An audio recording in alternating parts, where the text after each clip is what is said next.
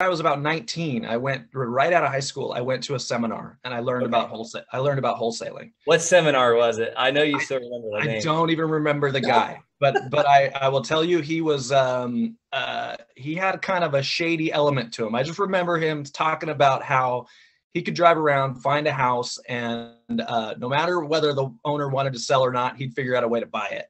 Oh, And you're it talking just about Grant Cardone then? Not just no, he was older and shorter than Grant Cardone. That's Um, but yeah, I mean, I kind of got the concept that the person and the personality would just kind of rub me the wrong way. But I briefly, the concept of wholesaling fell into place, and I remember trying to explain it to people around me, and it very quickly kind of got stamped out. But that was years and years ago. But so it's always been in the back of my mind.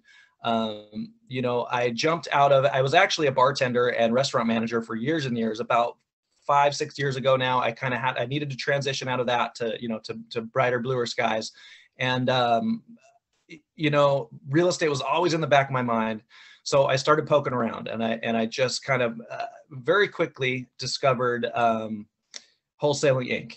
through okay. through guys like Brent Daniels and Max Maxwell, and there's a circle of coaches that it's an amazing community, and that's just a couple of the names, but all of them always said start listening to Wholesaling Inc. So I started listening to Wholesaling Inc. And it was a daily routine. I was well behind on the podcast, so I had plenty to catch up on. So I just started from the beginning and started listening. And I'll tell you what. So that was a couple of years ago now, and I'm sure I'm the poster child for how not to do it.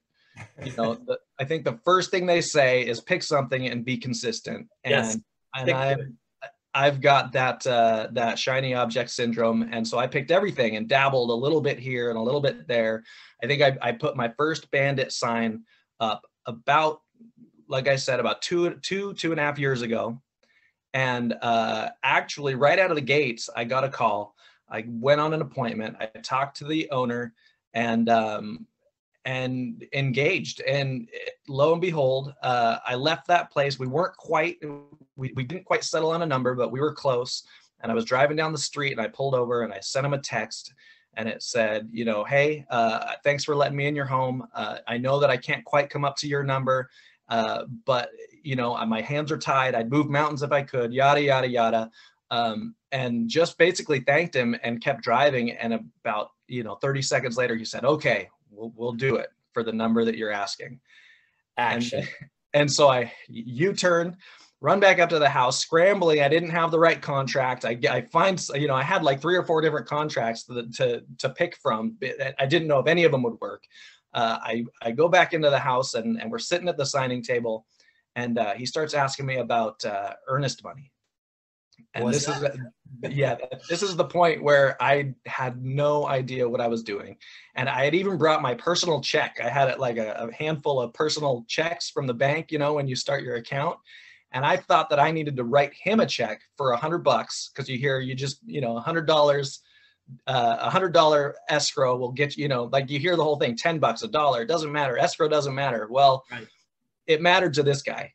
And and so as soon as I started kind of fumbling and telling him that I was about to write him $100 personal check, I could see the air go out of the room.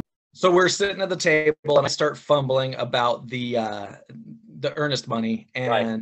it just became apparent that I was a bit out of my depth, and I just watched his energy leave his body, and I lost it. But I left that night with the biggest smile on my face.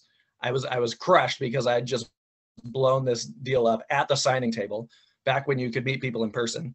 And it just, on the one level, it was crushing, but I swear the rest of that day, I just had a grin ear to ear because I had gotten so close.